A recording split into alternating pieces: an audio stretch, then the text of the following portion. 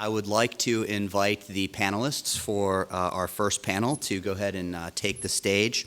And I will introduce the Army modernization efforts of the OSINT discipline panel, which will be moderated by Eliot Jardines. Eliot supported the intelligence community for several years before becoming the Assistant Deputy Secretary or Assistant Deputy Director of National Intelligence from 2005 to 2006. Then he joined the private sector and is now Director of Operations of Open Source Intelligence Foundation, the OSINT Foundation, a foundation that is focused on lessening the burdens of government and serves as the Association for U.S. Intelligence Community Practitioners and an educational resource for the general public.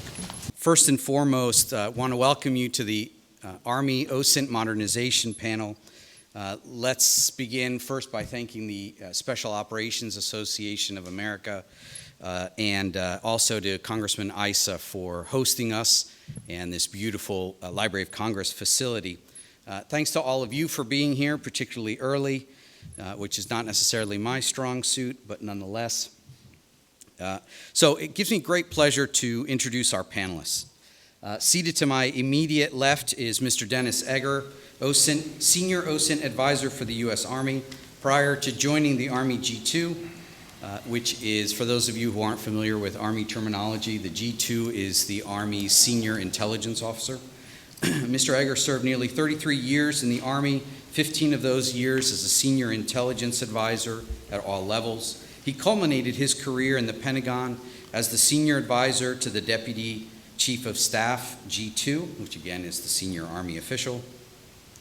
In his current role, he advises on policy, programming, resourcing, and synchronizing Army OSINT efforts across the defense intelligence enterprise and the greater intelligence community.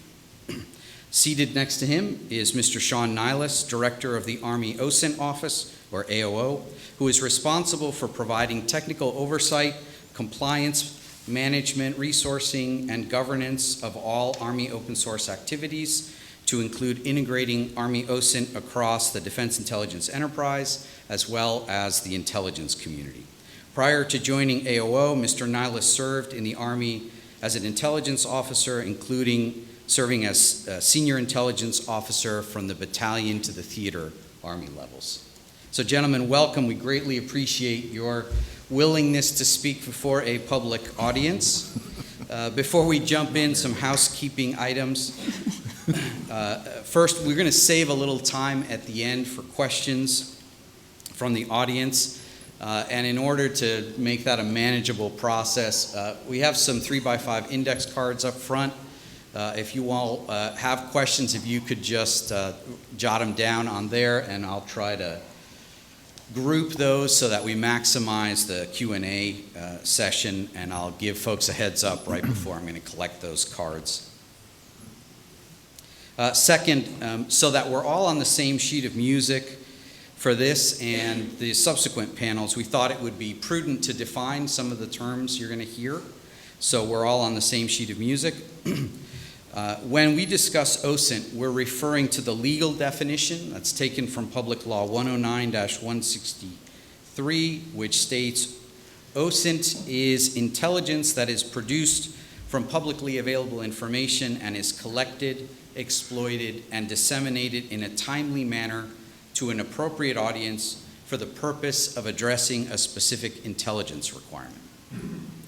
And since we're likely to discuss the term PAI, I'll give you a rather extensive definition, but here goes. Information that has been publicly available information is information that has been published or broadcast for public consumption, is available on request to the public, is accessible online or otherwise to the public, is available to the public by subscription or purchase, could be seen or heard by any casual observer, is made available at a meeting open to the public, or is obtained by visiting any place or attending any event that's open to the public.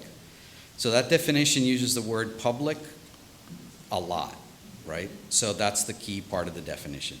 And lastly, since we're also going to be referring to commercially available information, we'll give you a definition for that. Any information that is of a type made available or obtainable and sold, leased, or licensed to the general public or a non-governmental entity for other than governmental purposes.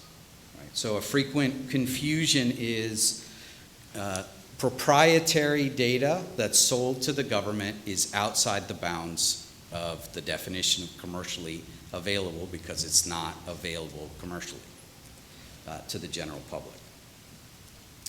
Okay, so with the definitions out of the way, I was asked to provide a bit of context to the Army's modernization efforts, and as the oldest OSINT guy up here, I guess it's my perennial role.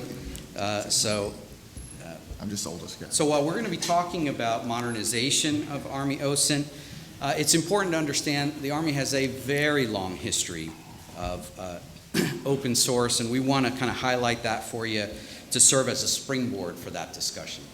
So given how bitterly British officers complained about colonial newspapers, it's very clear that both sides were exploiting the PAI of their day.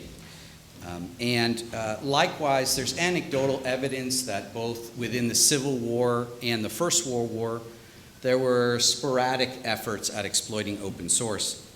However, the organized and sustained OSINT efforts by the U.S. Army were established during World War II when the Army G2 established teams to find and exploit hard copy PAI in both theaters. Immediately after the war, the Army's Asian Studies Detachment was established in 1947 in Japan, and it remains one of the nation's preeminent OSINT units. A similar effort was established in 1986 with the Army's Foreign Military Studies Office, which developed the first IC-wide OSINT course called OSIRA. And in the mid-1990s, they established the first virtual and joint reserve unit dedicated to open source exploitation with the World Basic Information Library Program. And then I'd add that Army introduced OSINT training as far back as 1995 with the MI, the Military Intelligence Officer Basic Course, and the Army also boasts producing the first handbook the U.S. government developed on OSINT, which incidentally was unclassified and available to the general public. So in every conflict from Desert Storm to the more recent conflicts in Afghanistan and Iraq, the Army's OSINT practitioners have played a prominent role in supporting the intelligence needs of commanders. However, there are many, many changes and challenges on the horizon for the OSINT discipline. So, gentlemen, with that background, let's jump into some questions. Let's do it. All right. So let me throw the first one out to Mr. Eger, if you don't mind. Given the Army's long history of excellence and innovation in OSINT, how is the service modernizing for future challenges? Thanks, Eliot. So I'll start first by saying that when it comes to the point in this when we get to questions, I'm going to quote something from an old boss of mine, and it's called fun stuff, hard stuff. So fun stuff questions, go here. Hard stuff questions, go over there.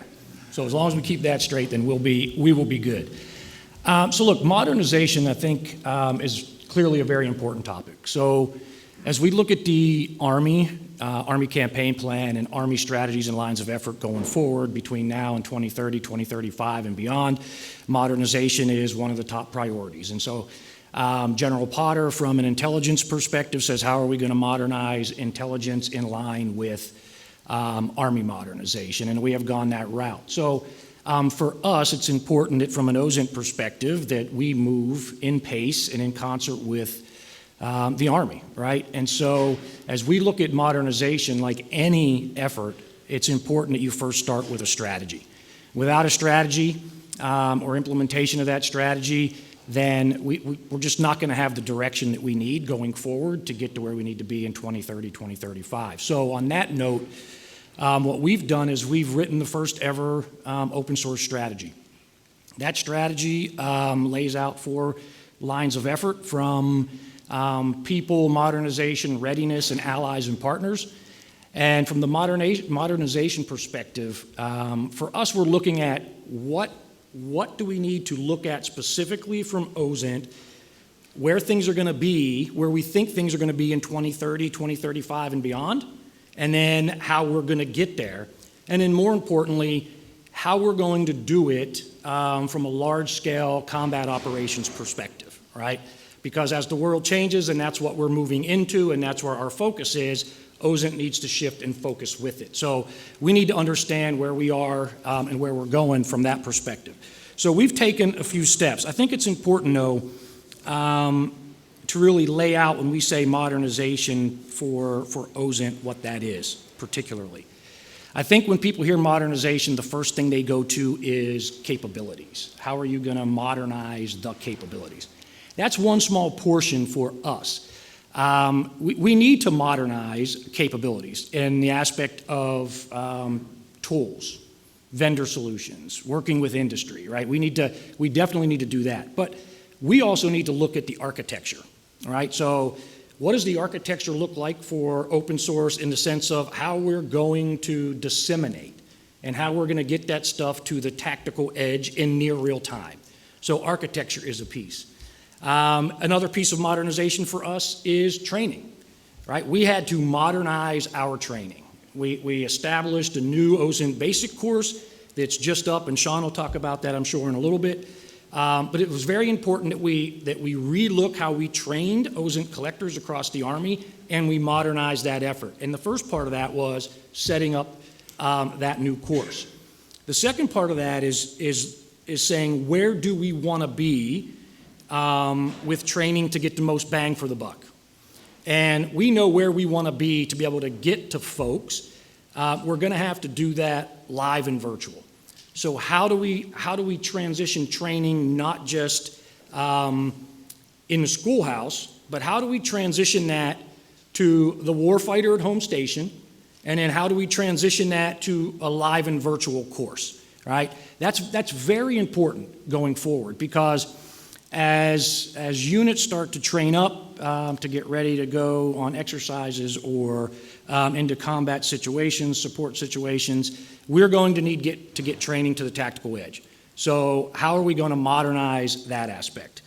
Also governance, right? So along with a strategy, you need to have a governance charter or a governance board. How are you going to govern all of this?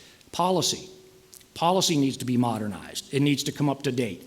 What are we doing? So aside from that, we've developed a CONOP specifically for how we're going to operate.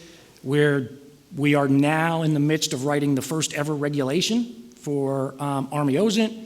There's an ATP or techniques publication out there on OSINT already. So we're modernizing our policy and our doctrine so that it is in step with where we're going in the future. And so I think from an exercise standpoint, and my final point for modernization, for us it's cracking the code on how do we do home station training, and then how do we do OSINT training at the training centers throughout the Army. We have a solution. I won't get into it here, but we do have a solution. It's an it's an academia solution, quite honestly. Great partner, and we will absolutely be there probably within the next year. So we're modernizing absolutely everything from start to finish with OSINT. So folks who may have known OSINT in the Army, 4 or 5 years ago, this isn't the same OSINT today, and it's certainly not the same OSINT going forward. Mr. Nilius, let me turn the next question to you. The Russian invasion of Ukraine has clearly established the utility of OSINT at the tactical level. How is the Army positioning itself to effectively provide support to that tactical edge with resources and personnel? Yeah, so I think what I want to do first is kind of build off of the modernization aspect. And also, I just want to highlight that if the hard questions come to me, there's a lot of subject matter experts in the room, so I'm going to phone a few friends here if required.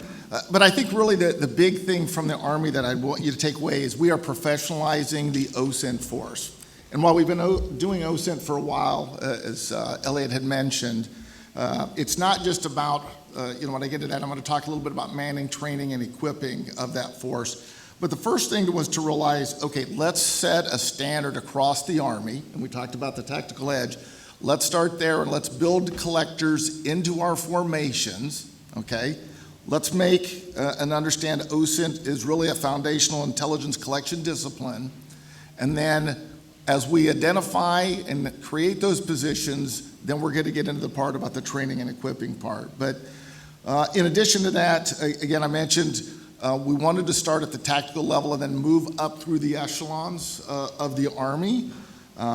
Again, with the focus on getting it out to the tactical edge. Congressman had mentioned the discussion about, hey, needing it at different echelons so that you truly can answer those requirements. I think with what's going on in Ukraine, many of us have already seen the effect of OSINT and how fast it can be. So our point is, hey, let's professionalize the Army force to do that. So just a couple other things is then based on that speed, these are my words, these are Shawn Nilius' words, we don't want this to be a pickup game. So let's professionalize the force, have codified positions in the Army, and then as we've gotten the manning identified, then we're going to get into training and equipping. And I'll save my training comments because I think we have a question later on that. On the training side, and then we're going to also talk equipping, which Mr. Eger already somewhat hit on as far as the modernization aspect. But that's our goal, professionalize the force, positions, not a pickup game, and then from there we're going to get in and we're going to walk you through the formalized training that we've got, and then how we actually equip the force, and then how do we continue to update the force with capability. In terms of supporting the tactical edge again, the end product of most intelligence community OSINT activities is the Open Source Intelligence Report, or OSIR. Historically, the focus in the intelligence community has been on developing an OSIR repository at the highest classification level. Given the criticality of OSINT for the tactical edge, what's the Army's views on how and where OSIR should be disseminated? The Army's views or Dennis Eger's views? No, Dennis Eger's views are far more interesting. No, seriously. So no, that's a great question. So I'll start with a quote from a retired general officer who was in my office probably 3 months ago, and I don't think she's in the audience today, but she was sitting in my office and we were having this very discussion actually, and she said, you know, Dennis, here's the key that you have to convince everybody, is that you have to start with the hard problems first, not the easy problems. And where we tend to focus as we modernize and build things out, people tend to look at where's the quick win to get something going, which is normally kind of the easy solution, right? And so she said, you have to focus on the hard problem first. And our hard problem first is getting near real-time OSINT collection to the tactical edge, like immediately, within minutes. That's where it has to be. And so when we talk about problems, and this isn't, this is not directed at any individual or agency, right? But at the national level, I understand their operating system is at the highest classification levels, right? And that's okay, I get it. But at the tactical level, ours are not, right? Our systems they just don't exist at the tip of the spear. They're not there. So that is the hard problem first. And so when it comes to OSIRs and repositories and dissemination, from an Army perspective, that's where we're focusing our attention. And it goes back to the modernization piece as well. So as we focus our attention on that, and we start to build out what we think that capability is, that becomes really our new modernization effort. And that's where we are. Now, along with that process, right, as we build out our own, we have to make sure that it connects with the rest of the services, with the rest of the intelligence agencies. We've got to be able to plug in, right? What we don't need is, a bunch of individual systems that don't talk, right? We've had that. We've seen that game. We don't need to be there again. So for us, as we're building this out, and we are actually building out, to answer your question, we have looked at it, and we're building out a capability right now that's being prototyped, and we'll hopefully have it in the next 90 days to take a look at, that will get us, we believe, to the tactical edge near real time, which is where we have to be, and at the classification level it needs to be at. So I think we all understand that publicly available information is inherently unclassified, right? And so as you add things to it, right, it becomes classified. And so we got to remember that as we build this out. But we're on the cusp of doing that with a solution, and I think it will get us to where we need to be. But along with capability, and Shawn talked about a little bit, is you've got to build capacity, right? And capacity in the sense of true OSINT collectors. And we're there, right? We have a large number of OSINT collectors dedicated to OSINT specifically. And it continues to grow every day because from an Army perspective and an intelligence perspective, we realize what this intelligence discipline is and what it can bring to the fight.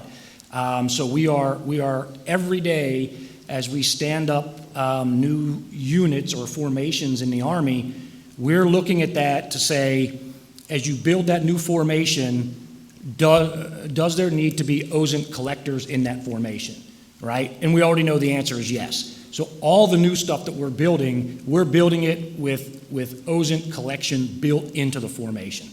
So, we're building that capacity, we're building the capability, and all that will get us to where we need to be at the classification level we need it. So. All right, great. Thank you for that answer, and we certainly appreciate that perspective. That was a challenge during my term in the DNI, and it's sad that here we are almost 20 years later, and we're still dealing with that reflexive need to put it on the high side. We're gonna finish it. We're gonna call it the Jardines system. We're gonna I don't know. We'll do it out with half of you. I'm not sure that's a recipe for success.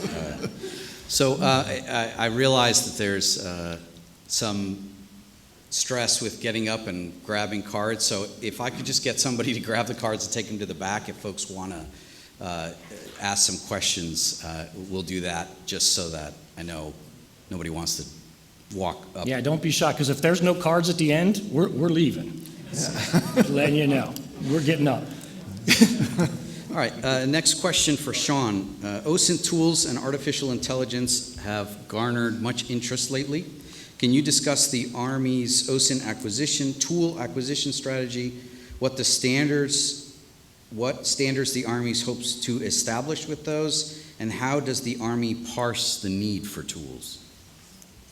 Yeah, so let me, if I go back to where I talked about manning, training, and equipping, this is really the equipping role. So the first thing I would want everybody to know, what the Army has done is I am now responsible for equipping the force. That is my responsibility that I have, is directed by the Army G2. To do that, that also means that the acquisition process and approval is my responsibility as well. Now, when I say approval, what I would tell you is there's lots in the Army who assist us, but the bottom line is it's my responsibility from an enterprise position to approve the tools. So said another way, for vendors, you're going to have to deal with me, is really what it comes down to. So having said that, some of the things that I would highlight in there is, again, we're trying to set specific standards across the Army. We'll use those with vendors and others that are out there, whether it's government solutions or commercial, and let you know what those standards are. And once it's met that, and it provides an actual capability that we need that addresses a requirement, at that point we'll go forward with the tool in the steps to actually acquisition it. Just a couple other points on that is, the things we need to know is, hey, what does this truly provide for the OSINT collector that's out there? And then we also want to know, how well is the tool working? So it's not like a buy it and forget about it thing. How is it working? So the feedback that we get, both on what we currently have and the gaps that we may have in capability, is a constant cycle that we have where we're getting that information from the field, from the tactical edge, and then going back out and either providing that capability or going out to industry to specifically look for that capability. We're always also looking for, hey, what are the gaps that are out there? But we need it fast. Anybody that's had to deal with me up to this point knows we need it faster, better, and cheaper. Because we're buying for the Army. We're buying to support the Army and equipping the Army writ large to do that. So that's really the way that we're getting after it. Consolidated, again, approval process to get it so that units don't have to deal with that.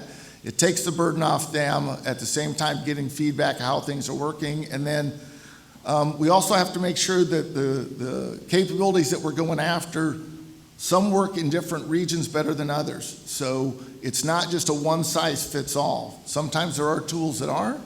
A lot of times there aren't. My own experience, depending on the theater that I was in, different tools work better for us. And so the ability to add and subtract the capabilities out there is really the way that we're getting after it. So that's our way that we acquisition tools to ultimately equip the Army OSINT collectors out there. All right, great. Along those lines, Dennis, as we talk about OSINT tools and now the topic du jour, AI, some in the audience may wonder how civil liberties, civil rights, and privacy are addressed by the Army. Can you shed some light on how the Army complies with constitutional guarantees? Yeah, hey, so, I will. I want to back up for 1 second on a previous, my previous comments. I don't want anyone walking out of here thinking that we don't have the capability already to disseminate and do all those things, right? I don't want anyone to walk out of here thinking that. We do, right? We have that capability. We have the repository. We have the ability to disseminate, push, pull. However, when you talk modernization, it is not where I want it to be, and it is not where the Army wants or needs it to be, right? So we have the capability. I will steal from Shawn and say, I just want it better and faster, right? So we have it. I don't want anyone, walking out of here thinking any different. As far as the civil liberties and privacy stuff goes, look, I can't be clear enough that for me, that is my number one priority. It is privacy and civil liberties. So everything that we do, I question everybody in the process about that, because I want to make sure that U.S. persons and their information are protected at all times, right? So there's a couple ways that I look at this, a couple different bins. One is data. So as we look at our tools that Shawn talked about in dealing with vendors and software as a service and access to those, I pay particular attention, and so does Shawn, to the data. Where does it come from, right? What is being scraped or collected or stored, and how? That's a very, very big piece of this. And if we can't get that from a vendor or someone that we're working with, we just won't do business with you, right? We need to know where absolutely every bit of your data comes from, right? So that's the first piece. And then the second piece, as a follow-up to that, is from an oversight and compliance piece. We have a team in the Army OSINT office that deals specifically with oversight and compliance, meaning any OSINT collector that has access to one of our tools, we know absolutely everything that they do with that tool. We have very strict oversight and compliance, and when folks get one of those accounts, they sign paperwork so that they understand, right? So we can see everything that happens. And then if something were to happen, we can turn that over to the appropriate authorities. So data is the first part. Our oversight and compliance team is the other part. And then the third and final part really looks at policy. Is there policy that needs to change? Is there policy that there needs to be additions to from an Army perspective? We're in the process of writing some directives right now that are going to clarify things from a policy perspective that make things even, I don't necessarily want to use the word strict, I guess a little more restrictive and makes people understand a little more about what we expect from the tools and access to them and what they can do. So, it's a short answer for me, Eliot. I'm sorry. It is number one priority for me. It's that important. Yeah, so let's go along those lines. Shawn, if I could have you weigh in specifically on that issue of, right, we have all this training, right? We have regulations, just like a Air National Guardsman had in Massachusetts, but things clearly went wrong. And in my day, we did OSINT, and we had all the training and whatnot, but there wasn't anybody actually looking over my shoulder to see what was being done. So I know Dennis mentioned it a bit. Can you talk a little bit more about how the Army actually ensures that it's not just lip service and training, death by PowerPoint? Yes. Yeah. So a couple things I want to just add. So I would echo Mr. Eger's comments. Oversight and compliance is our top priority.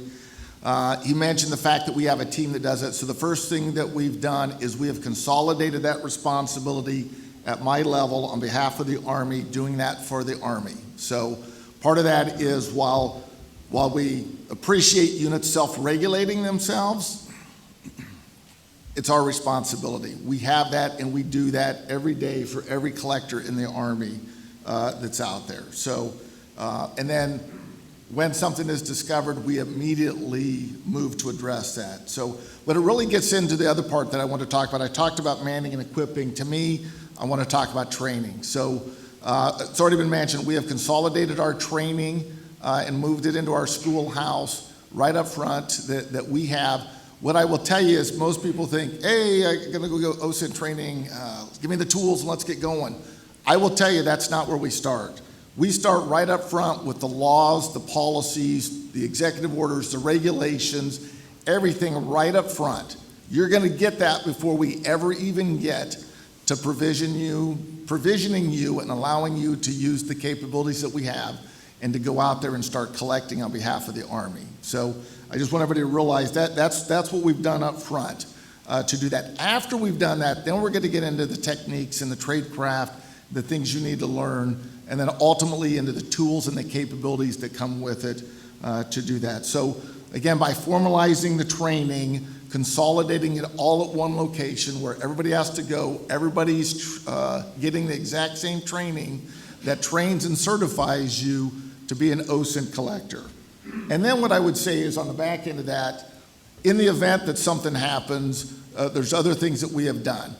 If you are flagged for an incident, we have steps and procedures in place that may range from, hey, listen, you are suspended from your ability to collect. Maybe there's retraining required.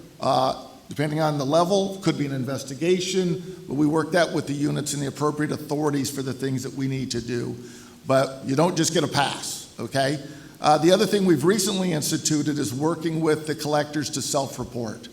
Okay, if you know that you've done something, you hit the wrong keystroke or you did something, let us know right up front so that we have it, create that communication going on. So that's really how we're getting after it.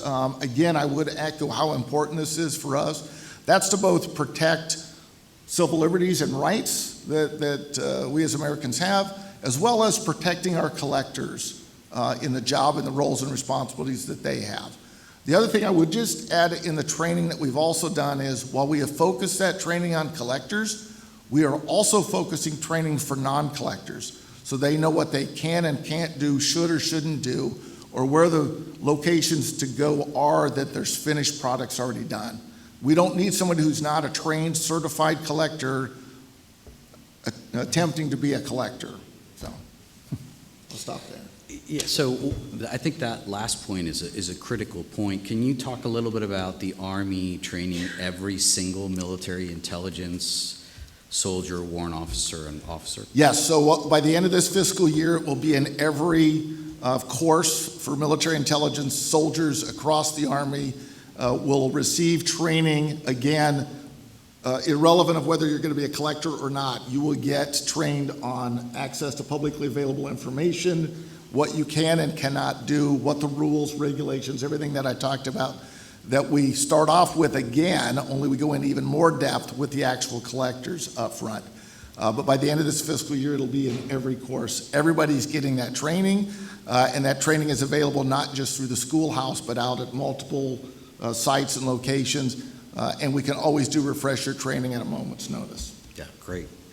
Dennis, question for you. The OSINT Foundation recently awarded the Army G2 Lieutenant General Laura Potter the Dr. Joseph Markowitz IC OSINT Advocate Award in recognition of her efforts to advance the open source discipline in the Army.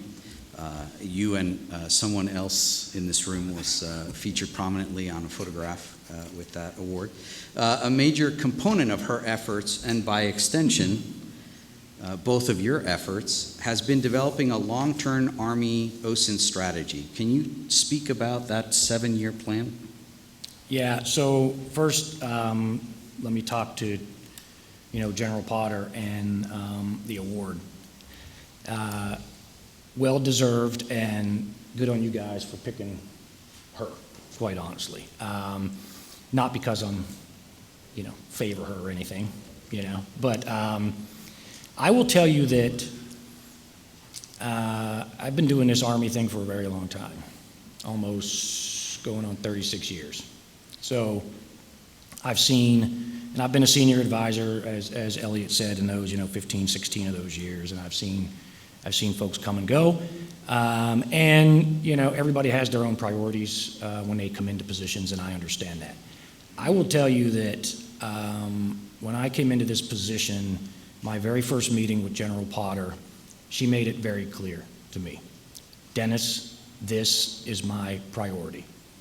And she said, get moving. Yes, ma'am. Right?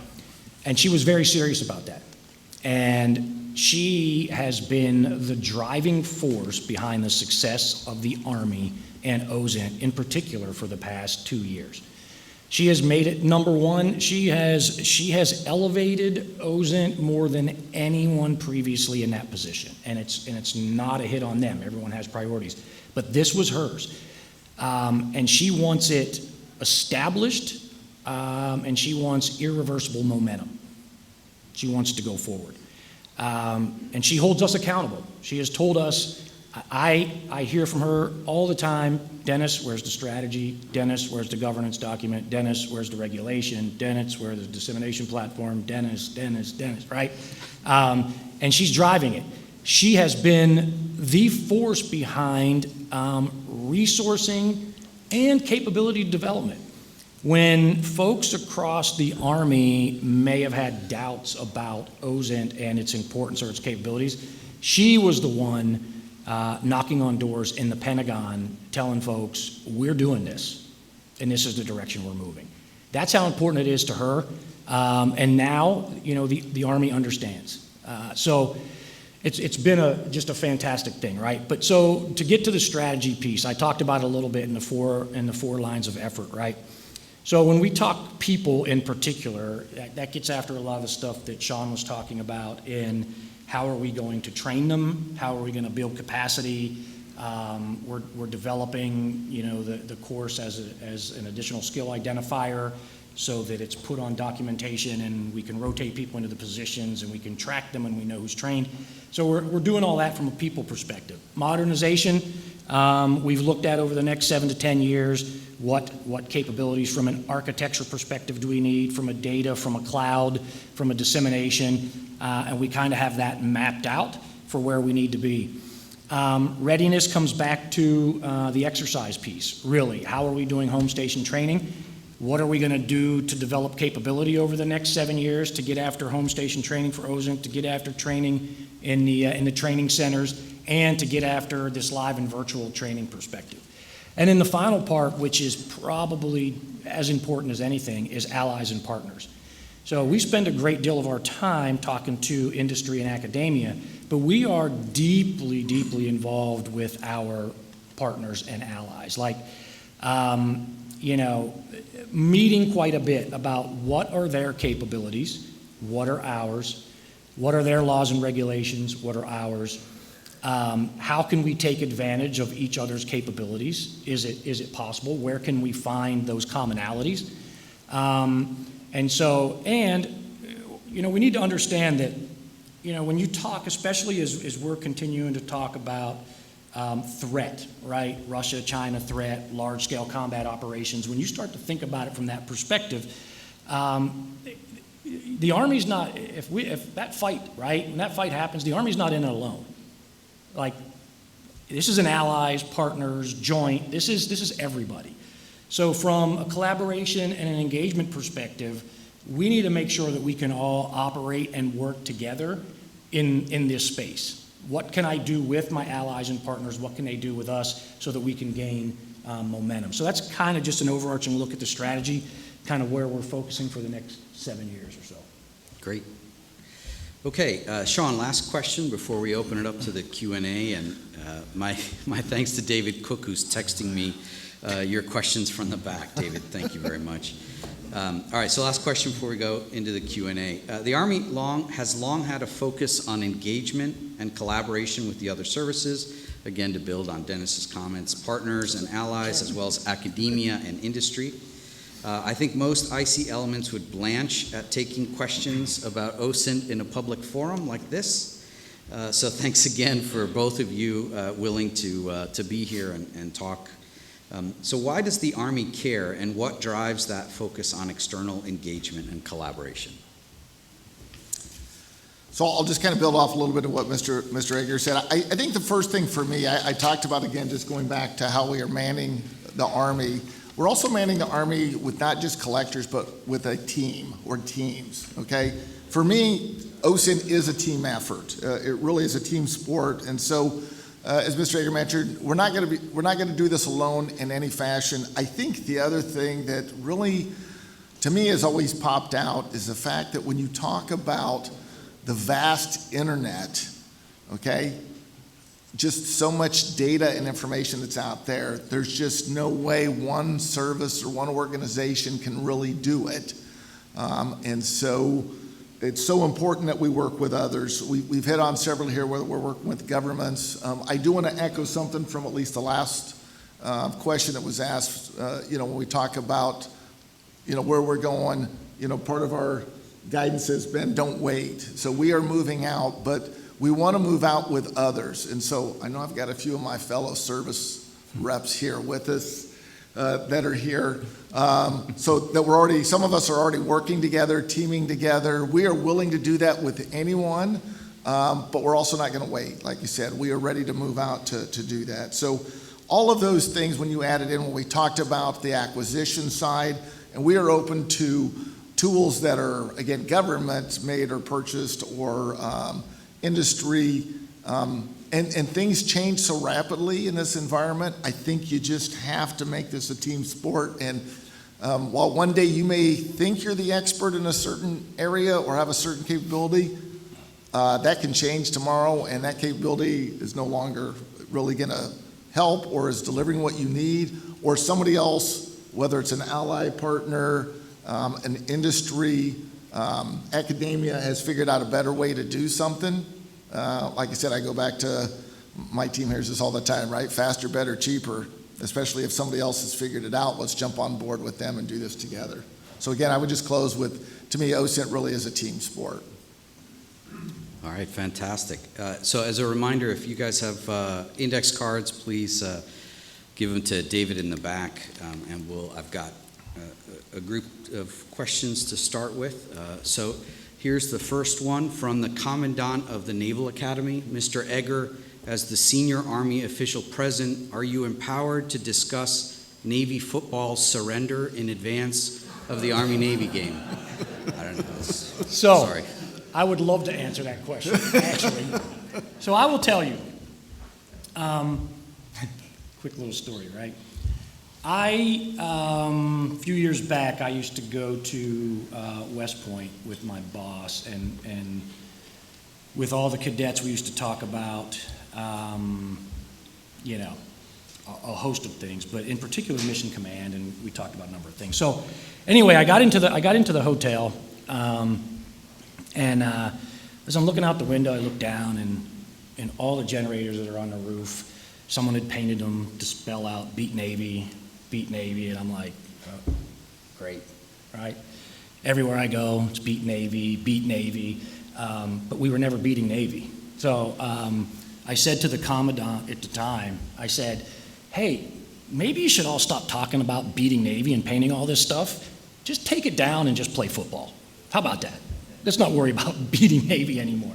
That didn't go over very well. But I would say over the last couple of years, we're doing pretty well.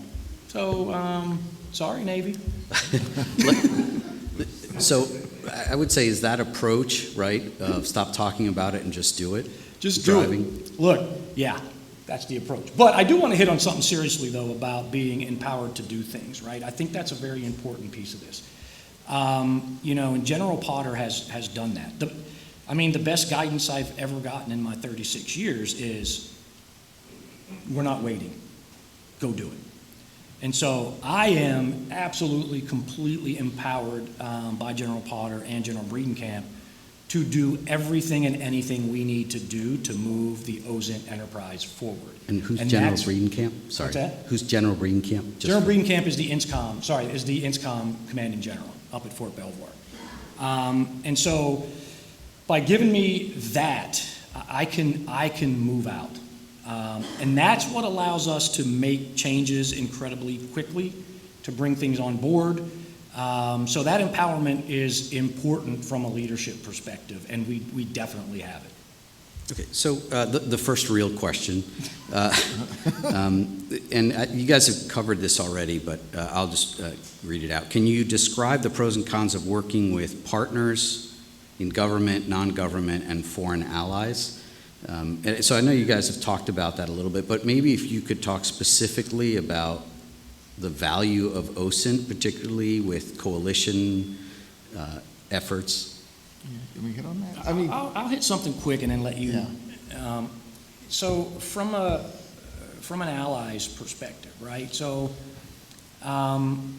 when it comes to open source, and especially when it comes to civil liberties and privacy and those things, every country is different, and so that's really a key part for us, and a key challenge is, how do we do this and work with them within the laws that govern them and what they're able to do, and how can they work with us within the laws that govern us, and finding that commonality. I will tell you that, they're really moving out too, quite honestly. They're doing a lot of incredible things, and we have been a partner to them, and so we're always looking at how our training and capabilities kinds of things can benefit them. But Shawn, go ahead. No, I think the only thing I would add is, on a daily basis, there are, unfortunately, I'm not going to provide specifics, but there are organizations and or groups of allies and partners, and the list runs on, working with academia, that exist and work together on a daily basis. So it's not, I guess the point is, we're not just talking about we should do it, it's happening, and it's happening every day, and in different places across the globe to do that, so. Great. Maybe actually, let me back up a little bit. Can you talk about non-governmental partners? What you see as a value of engaging with, I know you guys have been engaging with a number of non-governmental entities. Yeah, go ahead. Yeah. Go ahead.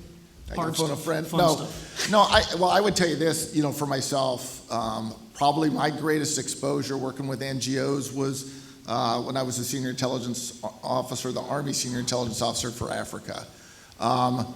Very large environment to operate in, lots of NGOs located around there, and so, the value in certain places that you go of who really knows what's going on, and what they can and will share with you to know is critically important, so that you really have a good understanding of not just the operating environment, but a lot of things you may not know.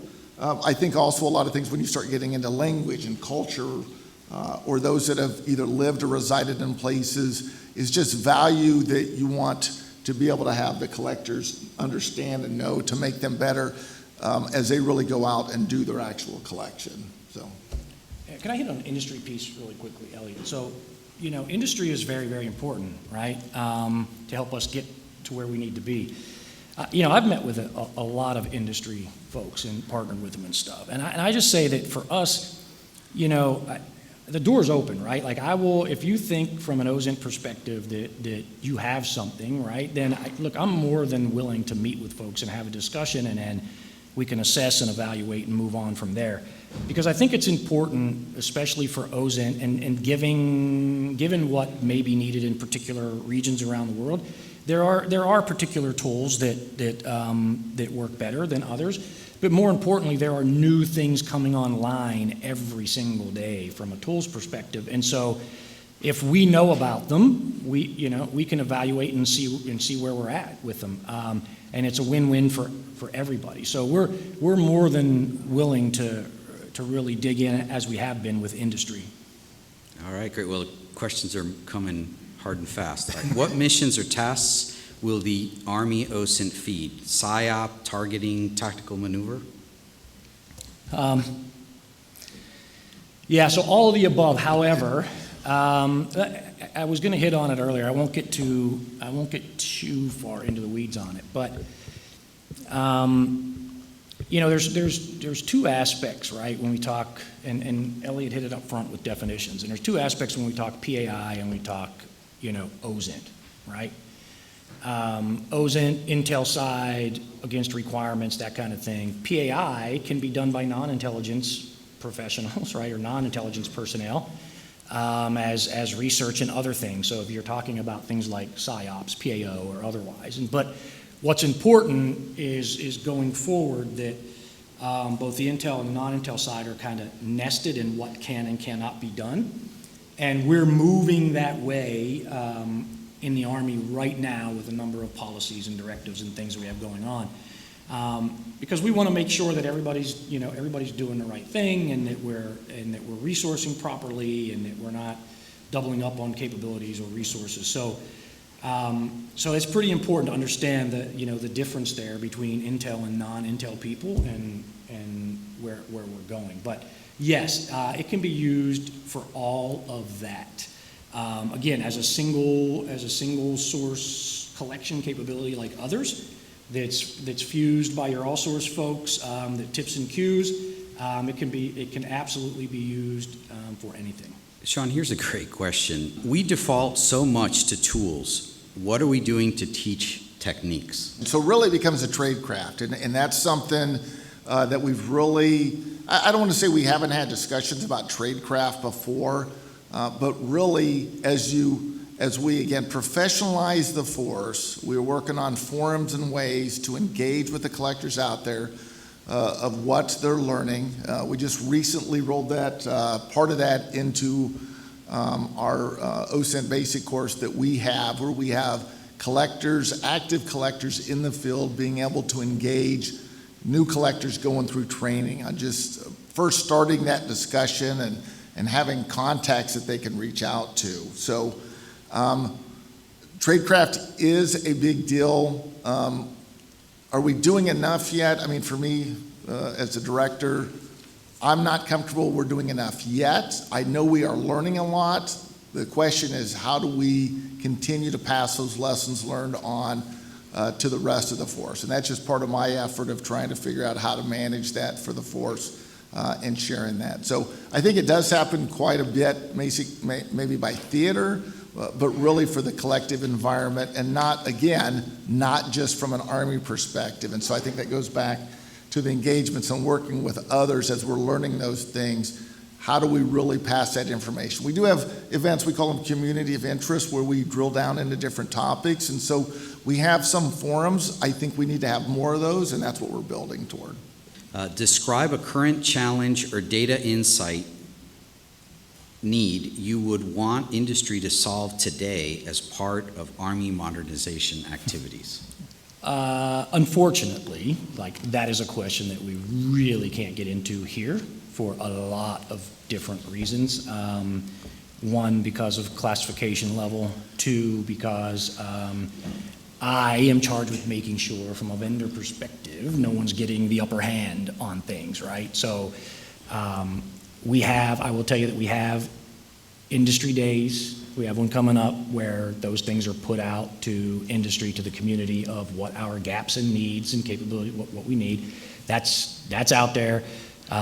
We have, through INSCOM, we have an Invicta series that we put out requirements that allows, vendors or industry to see what we think our needs are, and then they can, do their RFIs or proposals based off of that. And quite honestly, the other way is that vendors or industry contact me and I go listen to them. I don't sit and say what we need, but I will listen to what you have, right? So I know that's not the answer anybody expected, but I certainly don't want to get into any kind of classified discussion on what our capabilities or gaps may or may not be. You raise an important question when it comes to those both known unknowns and unknown unknowns, or whatever Donald Rumsfeld's, famous. Obviously, you're making room for what I would consider serendipitous opportunities to learn of new capabilities and whatnot. What do you think is a good approach for doing that, right? Ensuring that you're getting maximum input. Go ahead, yeah, you can start. Well, one thing I would add is, clearly we're talking from an operational security concern, right? So don't want to share your weaknesses with adversaries. This is an open forum to do that. But I think there are other forums that we can use. The Center for Army Lessons Learned. There's other places that really capture lessons learned. I think, we talked about Ukraine, or at least it was mentioned, of what's going on. And so I think a lot of people see that and kind of focus on, hey, what OSINT is doing, but OSINT's been happening, as Eliot started off with, for a long time. This isn't new. It may be new to some who are just getting it, but I think the fact that there's so much going on in so many different places, and there have for so long, there's a lot of lessons learned out there. We just need to make sure we've captured them or found them, and we've shared those collectively. Again, going back to all those organizations, agencies, or industry, academia, and partners, because everybody's learned lessons, some recently, but some that we've learned or known for decades. Let me just say, Shawn and I have been talking over the last probably 2 weeks, right? Our newest initiative, or what we're trying to move forward. And so from a vendor or a tools or a capability assessment process, right? We have relooked the entire Army OSINT process for how industry comes in and engages us, and then how we assess capabilities, software tools or otherwise, to make it faster, right? And as we're doing that, and we're engaging and we're changing the process to make it faster, you'll learn really what is needed from a capabilities perspective, like what exactly we need. But it is important to understand that, though, is that our process, there may be folks in the room that are aware of the old process. And I would just say, there's a brand new sheriff in town, and there's a brand new process that is going to be in place that is absolutely going to make things for industry much, much better from an engagement and a collaboration standpoint on what we need. Yeah, and I would just add to that, as well as relying on others. So what's the rest of, I always say, what's the Army doing to help? What's DOD doing to help? What's the intelligence community doing to help, or already doing in those forums? To where, again, we can all collectively work together to get those tools and capabilities out faster to the force. Fantastic. Gentlemen, as someone who got started in OSINT in the Army in the previous millennia, it gives me great hope to see that we finally have the Army leadership that our service deserves when it comes to OSINT. So again, thank you for this willingness to appear publicly and take some hard questions. Thanks again.